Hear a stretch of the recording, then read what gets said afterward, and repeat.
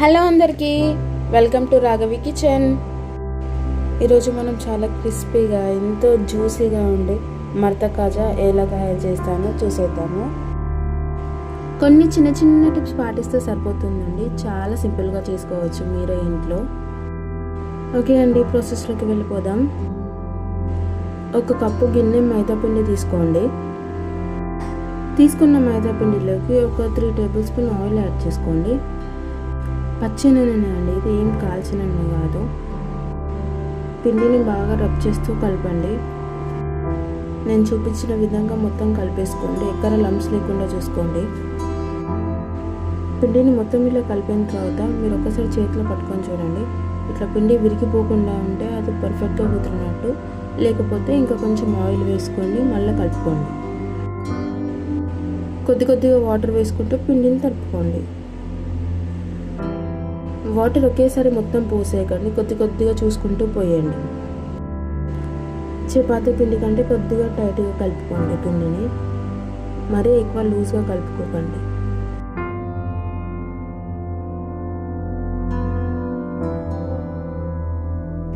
చూడండి, పిండిని ఇలా మెత్తగా కలుపుకోండి. మరీ గట్టిగా మరీ మెత్తగా ఉండకూడదు. ఈ కన్సిస్టెన్సీలో ఉంటే సరిపోతుంది.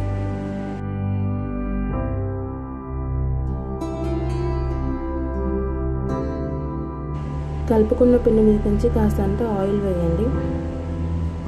పిండి అనేది గట్టిగా అవ్వకుండా చాలా సాఫ్ట్గా ఉంటుంది.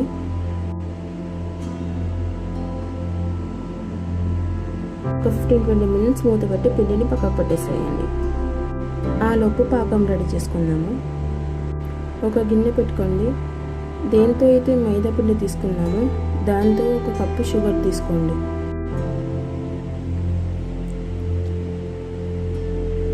అదే క్వాంటిటీలో వాటర్ కూడా పోయండి.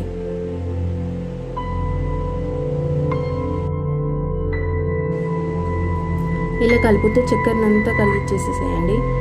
చక్కెర ఒకసారి కరిగిపోయిన తర్వాత ఒక 4-5 ఇలాచీలు యాడ్ చేయండి. ఇక నేను కొద్దిగా కలర్ అవ్వడానికి కుంకుమ పువ్వు యాడ్ చేస్తున్నాను. మీ దగ్గర ఉంటే వేయండి, లేదంటే స్కిప్ చేయండి. మరీ తీగ పాకం రావాల్సిన అవసరం లేదండి. ఒక్కొక్కసారి చక్కెర కరిగిపోయి కాస్తంత జిగుటుగా ఉంటే సరిపోతుంది పాకం.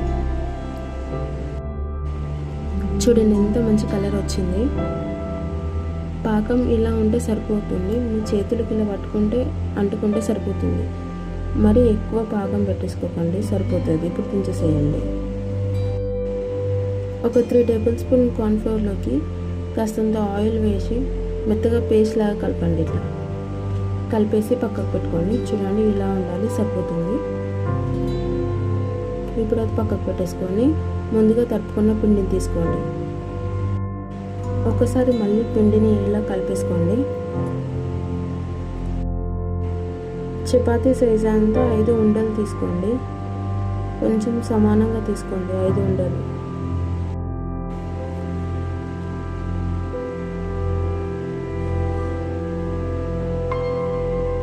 ఇలా అన్నీ ఒక షేప్లో చేసుకొని పక్కకు పెట్టుకోండి.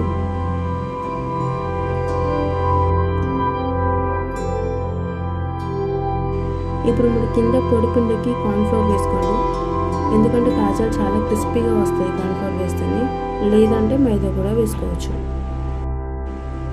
ఇలా చపాతీ లాగా చేసేసేయండి.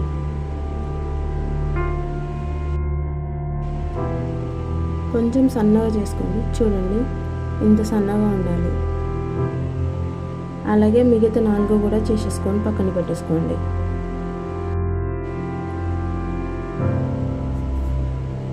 మరీ లావుగా చేసుకోకండి. చూడండి ఇంత సన్నగా చేసేసుకోండి. కింద అంటుకోకుండా ఉండడానికి ఫస్ట్ కింద కొంచెం కార్న్ఫ్లోర్ వేసేయండి. పైనుంచి చపాతీ వేయండి. ఫస్ట్ మనం రెడీ చేసుకొని పెట్టుకున్న కార్న్ఫ్లోర్ మిక్స్ని పైనుంచి మొత్తం స్ప్రెడ్ చేయండి. చపాతీకి మంచిగా టోటల్గా స్ప్రెడ్ చేయండి. రౌండ్గా స్ప్రెడ్ చేసిన తర్వాత పైనుంచి ఇంకొక చపాతీ వేసుకోండి. సేమ్ అదే విధంగా ఈ చపాతీ కూడా మొత్తం అప్లై చేయండి.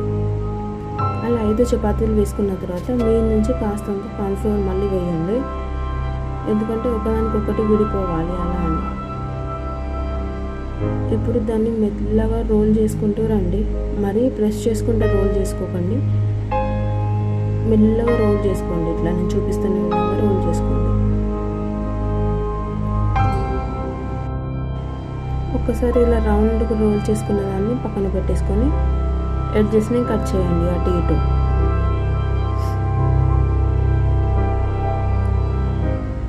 హాఫ్ ఇంచ్ గ్యాప్ ఇచ్చుకుంటూ కాజల్ని కట్ చేసుకోండి.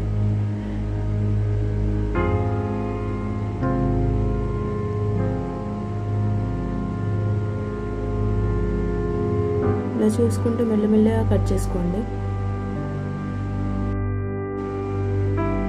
ఒక్కసారికి ఒక 15 కాజల్స్ అన్నీ వస్తాయి మీరు ఇలా చేసుకుంటే. చూడండి లేయర్ ఎట్లా వెళ్తుంది బయటకి ఇప్పుడే. ఒక్కసారి చపాతీ కర్రతో ఇలా లైట్గా ప్రెస్ చేయండి, సరిపోతుంది. ఇప్పుడు ఒక ప్యాన్ పెట్టుకొని డీప్ ఫ్రైకి సరిపడా ఆయిల్ వేసుకోండి.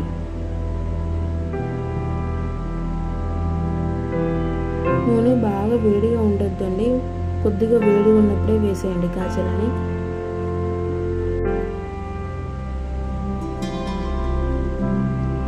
ఇలా కొద్దిగా వేడిగా నూనె ఉన్నప్పుడే మొత్తం వేసేసేయండి.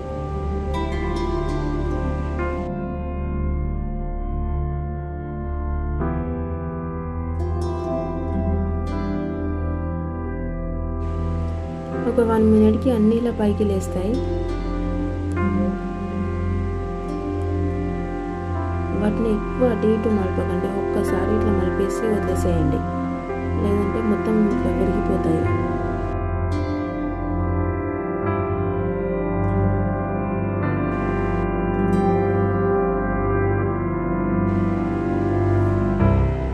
చూడండి కాజల్ ఈ కలర్లోకి వస్తే సరిపోతుంది.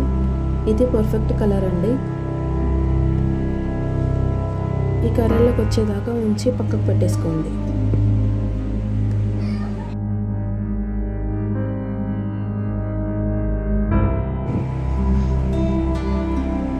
మంట సిమ్లోనే ఉంచండి. ఇప్పుడు మిగతా కాజలను కూడా అన్నీ అందులో వేసేసుకోండి.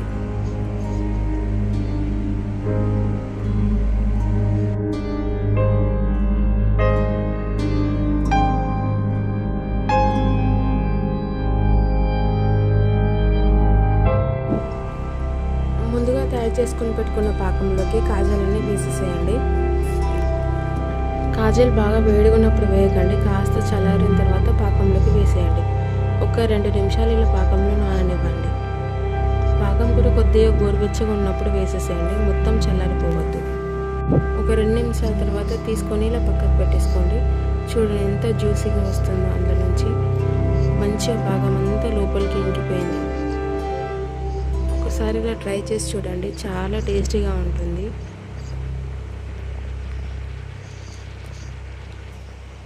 కాజల్ కూడా చాలా క్రిస్పీగా అయ్యాయి. మీరు కూడా ఇంట్లో ఒకసారి ఇలా ట్రై చేయండి. నా ఛానల్ని కొత్తగా చూస్తున్న వాళ్ళు లైక్, షేర్ అండ్ సబ్స్క్రైబ్ చేసుకోండి. Thank you for watching my channel.